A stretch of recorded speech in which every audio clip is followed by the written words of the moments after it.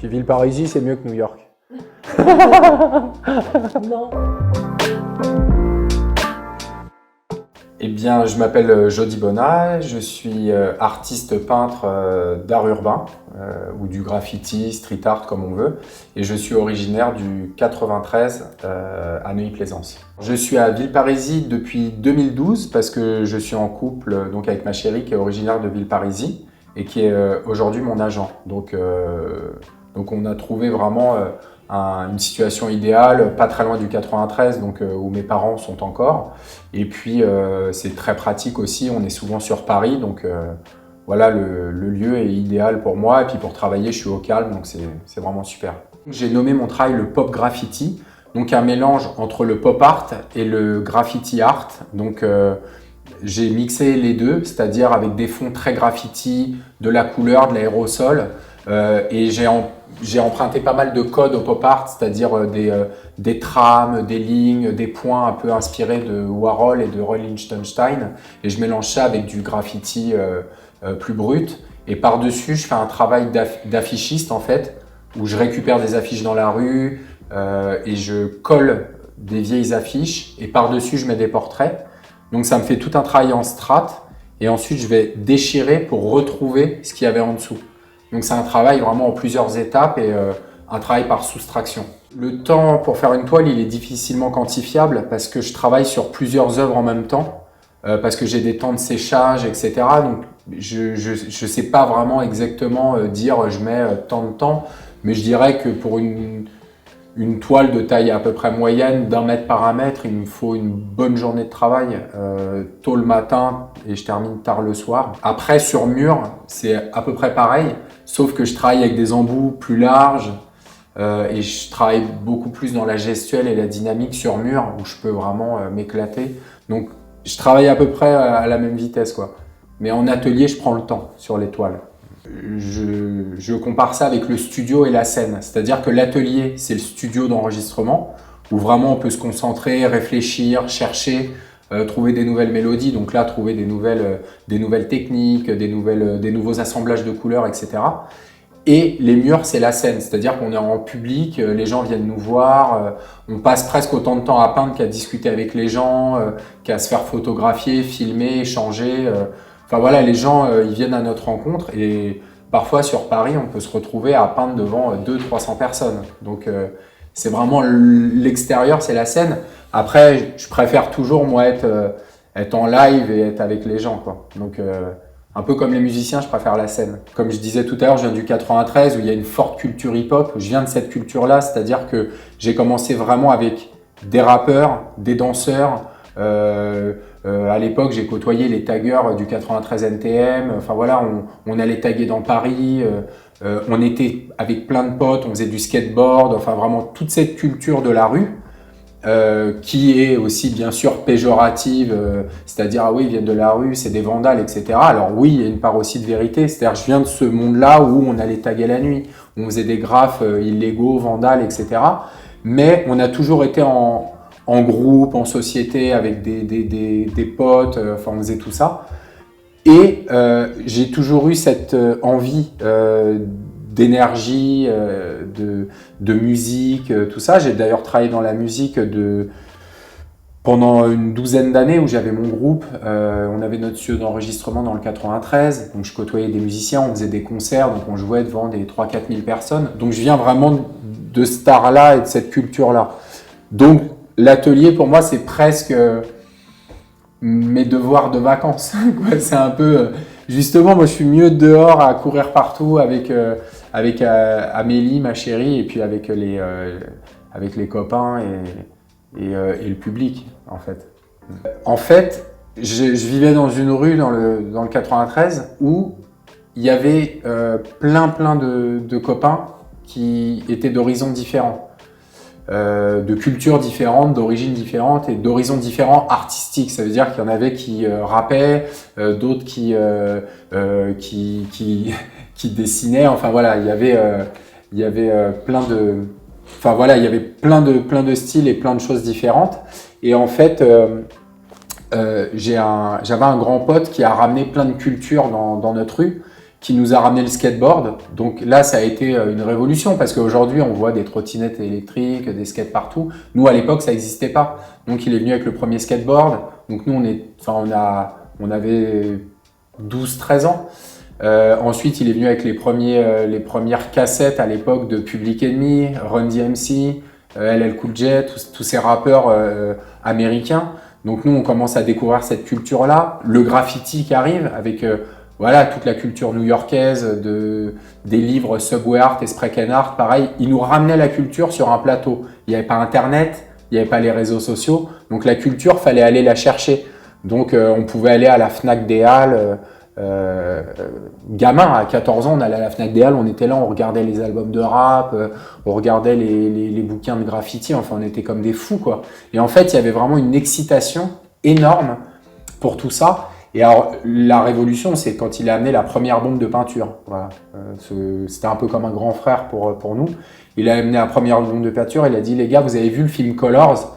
Et on dit, bah non, qu'est-ce que c'est? En fait, c'est gros film culte, Colors, que j'invite tout le monde à regarder, où c'est le graffiti vandal aux États-Unis et tout. Et dès qu'on a vu le film, on s'est dit, vas-y, on remue les sprays. Alors juste la bille qui faisait gling gling gling, on était en adrénaline et on a commencé à les taguer dans des zones industrielles, des usines et tout. On est monté sur des toits, on a commencé à faire voilà, du graffiti vandal, mais on avait le cœur qui battait à 100 à l'heure, on avait une adrénaline immense quoi. C'était on se prenait pour des petits ricains en fait. Voilà, c'était vraiment la pop culture à l'état pur quoi, vraiment. Enfin, hip-hop culture, je serais tenté de dire. Ouais. Moi, j'ai été viré de tous les collèges et lycées, on voulait de moi nulle part.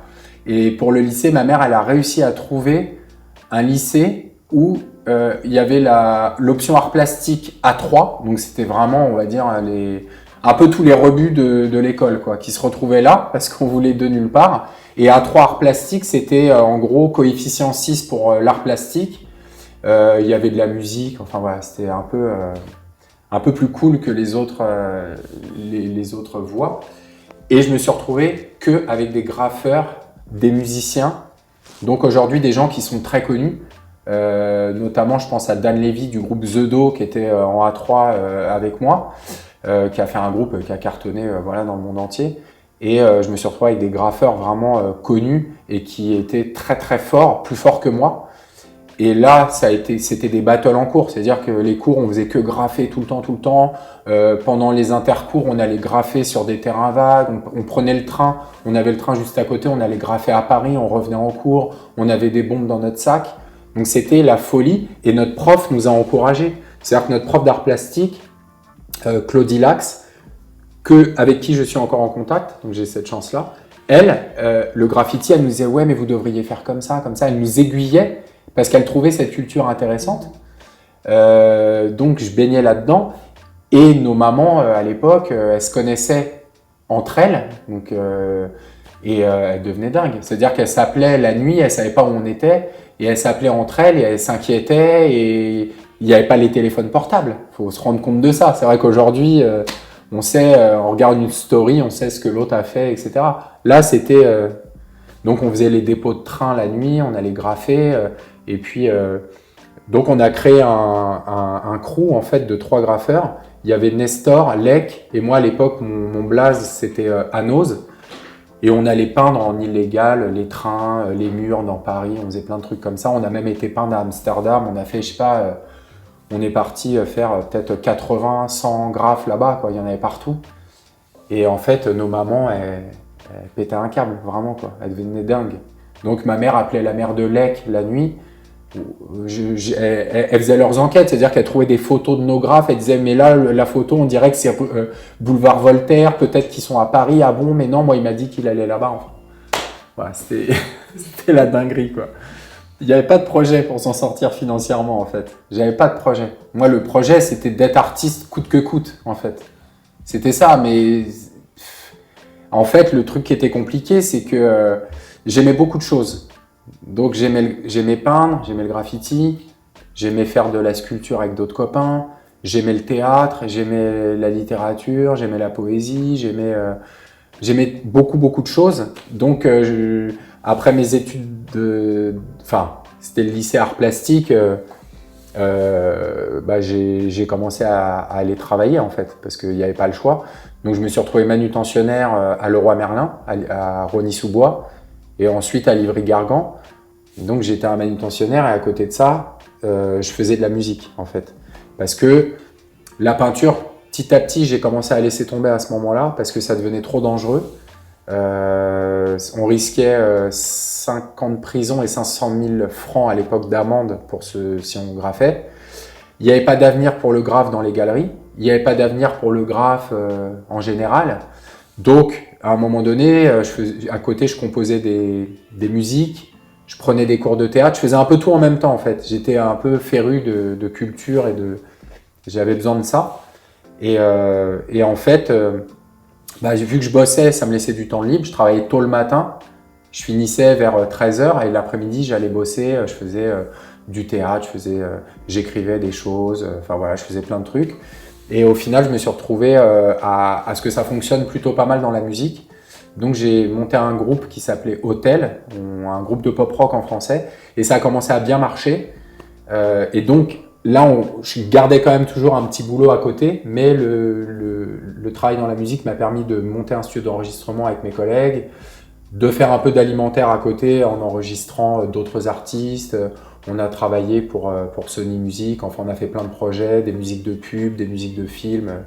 Voilà, donc ça m'a pris quand même jusqu'en 2012. Et en 2012, mon groupe s'est arrêté.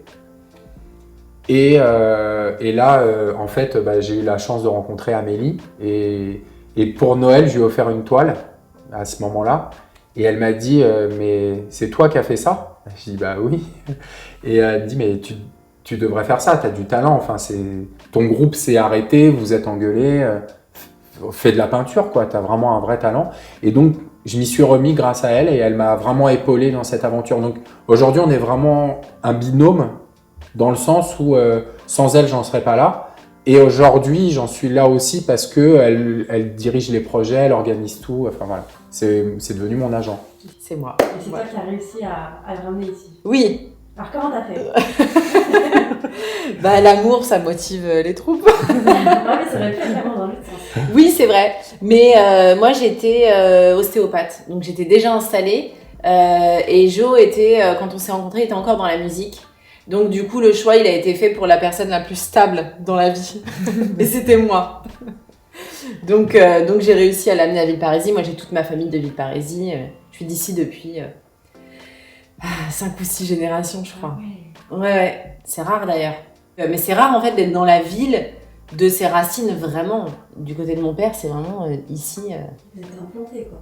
Ah ouais. Vielle, et puis c'est une grosse famille. Donc, en fait, on est connus ici. J'ai la chance d'avoir encore mes 2 parents, mais c'est vrai que ma mère, c'est vraiment...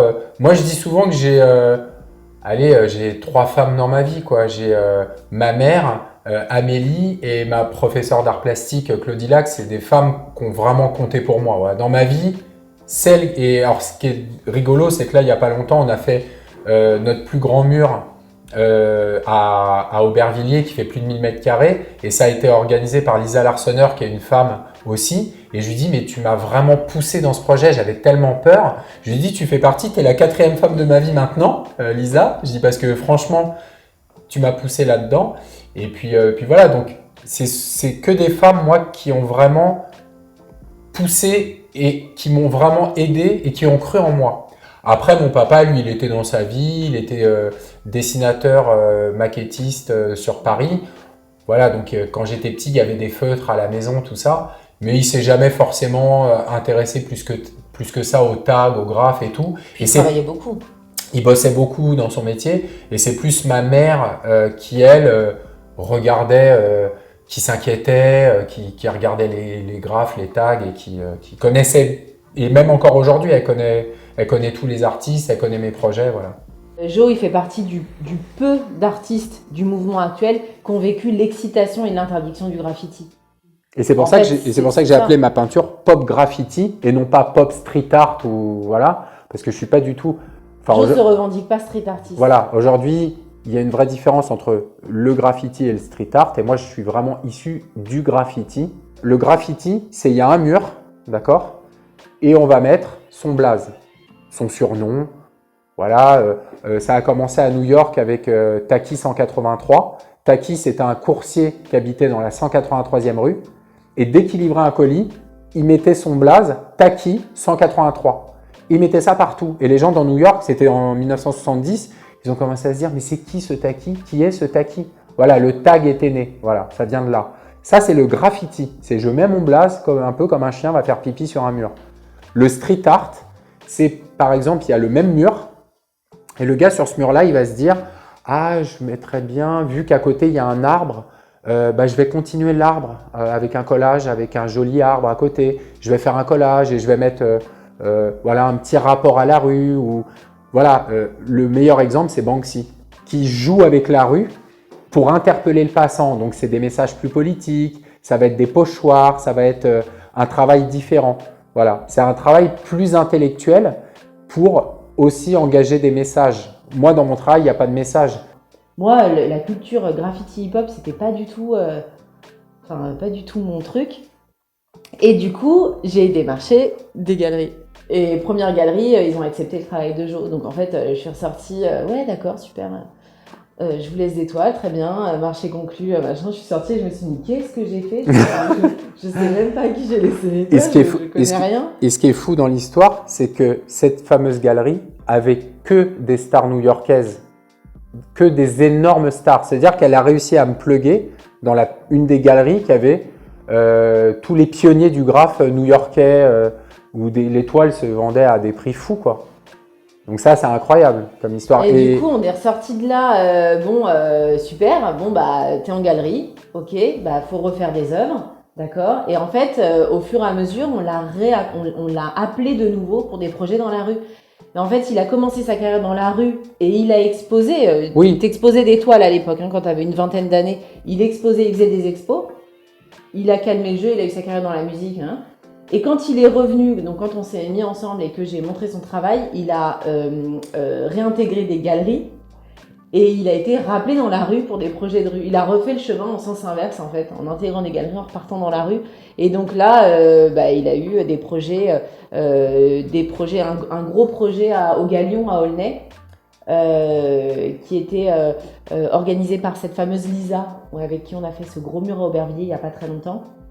Et donc, au Galion, il est revenu il y avait une quinzaine d'artistes graffiti. Et c'était la première fois qu'on lui faisait confiance pour un gros mur, en fait, alors que c'était pas un nom du tout, quoi. Ouais, c'était il y a 10 ans, donc j'avais, c'était entre 35 et 37 ans, je pense, un truc comme ça. Ouais, mais ce qui est fou, c'est que de faire, comme disait Amélie, le chemin inverse et que je me retrouve à Aulnay au Galion, c'était mon premier gros mur, donc un mur qui faisait 50 mètres de long par 5 mètres de haut. Et il y avait là, cette fois, toute la scène française, mais les plus grands noms de la scène française. Il y avait des gens comme Astro, Canos, 4, Stu, Marco 93. Voilà, c'est que des, on va dire, c'est des noms dans le monde de l'art urbain d'aujourd'hui. Et je me suis retrouvé avec Canos qui a dit à l'organisatrice Lisa, j'ai envie de faire mon mur avec Jo. Et moi, je me dis, mais c'est une star, le gars, il veut faire le mur avec moi, c'est fou, mais c'est génial. Et quand il m'a vu peindre, moi, je mélangeais la bombe, la peinture, tout. Il a kiffé, il trouvait que mélanger nos styles, c'était génial. Enfin voilà, on s'est lâchés tous les deux sur ce mur-là. Et à partir de ce mur-là, tous les autres se sont enchaînés. Donc cette fameuse Lisa, elle fait partie vraiment des femmes qui ont changé aussi. Elle a réouvert la voie de la rue, en fait. De la rue, ouais, effectivement. Il y a eu plein de projets après, et c'est vrai que Jo, il a été beaucoup appelé, il a fait des projets un peu partout, dans des festivals, des murs.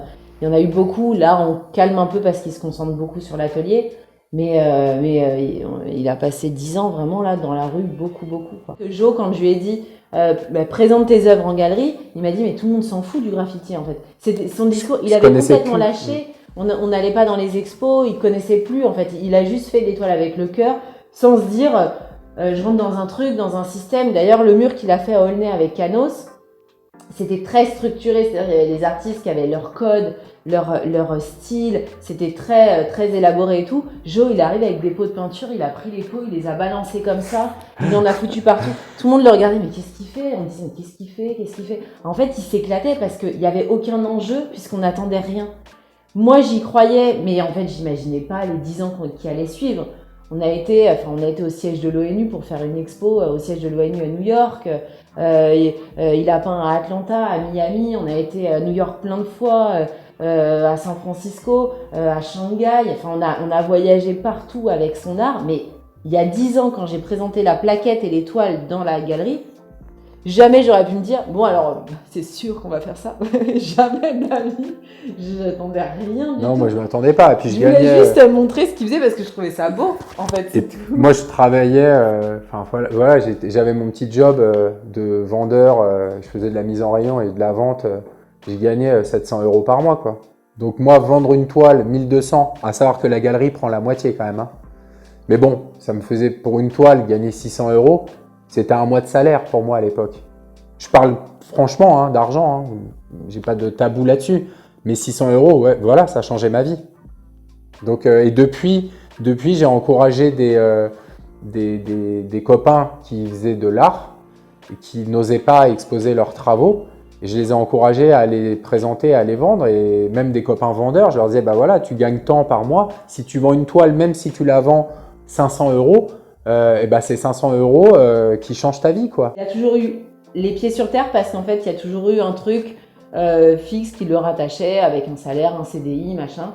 Et au bout d'un moment, quand ça a commencé à fonctionner dans la peinture, j'ai dit bon, on arrête ça, on se concentre à fond sur la peinture et c'est ce que tu peux faire et c'est réaliste, quoi. Mais ça y est. Une fois de plus, c'est grâce à Amélie parce que moi, j'osais pas quitter mon travail alimentaire. Donc, j'y suis resté jusqu'à 37 ans, je crois. Ouais, c'est ça, je crois, 37 ans. Même plus. Voire un peu plus. Et quand ça m'est arrivé d'être en rayon en train de ranger les bobines de papier peint et de toile de verre et d'avoir un client qui vient me voir et qui me dit « Excusez-moi, je peux faire une photo avec vous ?» Et là, je fais « Waouh !» C'était un fan de street art, en fait, qui l'avait reconnu dans le rayon. Ou une autre fois, quelqu'un qui, pareil, je le sers. Au fait, j'adore ce que vous faites, hein, c'est super. Et là, je me dis « C'est pas possible. Je peux pas être artiste et avoir la chemise, la cravate de vendeur le week-end. » Et puis, c'est que tu refusais certains projets parce que tu avais ton contrat. Ouais. Et que, voilà, c'était pas gérable. Mais ouais, c'était fou. Même, c'est une petite anecdote, mais qui m'amuse.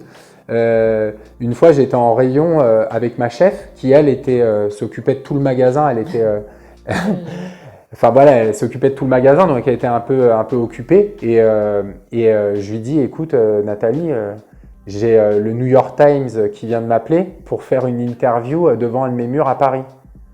Et elle me dit oui, d'accord, pas de problème. Elle dit moi j'ai Sarkozy qui vient de m'appeler, puis je dois aller voir Carla Bruni. Et je dis non, mais par contre c'est vrai. Elle me dit comment ça c'est vrai? Elle fait c'est vrai? Je dis oui. Elle fait bah qu'est-ce que t'attends?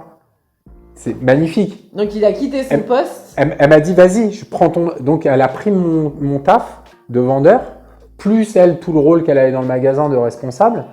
Et j'ai couru à Paris en voiture, j'ai été à toute vitesse, j'ai enlevé ma chemise Leroy Merlin, j'ai mis mon t-shirt. Tac, j'ai fait une photo dans le mur et j'ai fait la une du New York Times. C'était carrément la une, quoi. Il y avait Sylvester Stallone en tout petit comme ça et une grosse photo de ma tête avec... Enfin, c'était une histoire de fou, quoi. Et après, je suis retourné au boulot. Bonjour, qu'est-ce qu'il vous faut? Et que lâcher tout pour être à son compte et pas avoir de contrat, c'était compliqué. Mais il faut une femme à côté d'un homme comme ça, à côté de tous les hommes d'ailleurs. Il faut soit une bonne copine, soit une femme, mais il faut une femme. Et voilà. Et il a lâché son contrat parce que j'ai insisté. Et il a acheté son atelier parce que j'ai insisté. Je pense qu'Amélie, elle a beaucoup plus de liberté, de facilité à faire les choses. Par exemple, quand on a visité ici, c'était affreux. Enfin, moi, je me projetais même pas. Je me suis dit, attends, on va pas acheter un taudis comme ça. Elle se projette. C'est elle qui a ces idées-là. C'est elle qui a ces objectifs que je n'ai pas, par contre. Donc, c'est pour ça que je dis qu'on est aujourd'hui vraiment un binôme. Et j'ai pas de honte à dire que sans Amélie aujourd'hui, j'aurais pas la carrière que j'ai aujourd'hui. C'est aussi simple que ça. Voilà. Je serais peut-être encore dans mon garage en train de faire des petits dessins. C'est elle qui a été voir les galeries, c'est elle qui a décidé de prendre un atelier, c'est elle qui a décidé en fait de professionnaliser les choses de manière sincère, efficace, tout ce qu'il y a derrière ça, quoi. C'est pas moi, hein. Ma mère, c'est un peu une seconde maman pour Jo. Elle est fière comme si c'était moi qui faisais tout, quoi. En même temps. Elle pleure au téléphone quand je lui annonce qu'il y a un projet. Elle fait « Ah, c'est pas vrai !» Elle dit « Ah, mais je vais pas dormir, je suis trop excitée !» Bon, elle est super contente. D'ailleurs, elle est dans un tout petit bled en Aveyron. Mes parents ils sont en Aveyron. Et parfois, dès que je lui dis, Jo va faire la couverture d'un magazine, si tu vas en librairie, tu pourras le trouver. Ma mère, elle fonce en librairie, elle va acheter le magazine, elle fait « c'est mon gendre, c'est mon… » Alors je lui dis « arrête de dire ça parce que tu vas vraiment passer soit pour une mytho, soit pour une nana qui se la pète. » Mais ma mère est très fière, mon père il parle pas beaucoup, mais en fait il est très fier aussi, je le sais. Et puis après, ses parents, c'est ses parents avec tout l'historique des angoisses nocturnes. Oui, c'est que moi, mes parents, ils connaissent le truc depuis le début, mais aujourd'hui, ils sont très fiers et puis ils sont contents, ils viennent aux expositions.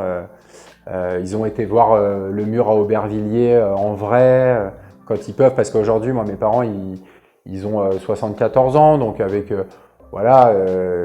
ils continuent à être très actifs, à beaucoup marcher, se promener et tout, donc ils vont se promener dans Paris, ils vont voir mes murs et tout. Donc, puis sa mère, elle est sur les réseaux sociaux pour suivre aussi. Elle me suit aussi, et puis ma mère, elle connaît mieux mes projets que moi, donc c'est drôle aussi, quoi. Puis elle te rappelle même tes projets. Elle dit, mais si, tu te rappelles, t'as fait un mur là. Ouais, ou tu as fait ce truc-là, je dis, de quoi tu parles? Bah, tu sais, le truc que tu devais faire là. Je fais, ouais, j'avais oublié. Tel projet avec tel artiste. Des fois, j'oublie les trucs, je dis, ah oui, merci, maman, c'est sympa. Et puis, j'ai déjà fait des photos avec elle devant des murs, donc elle est mignonne, elle est toute fière, quoi. Ouais.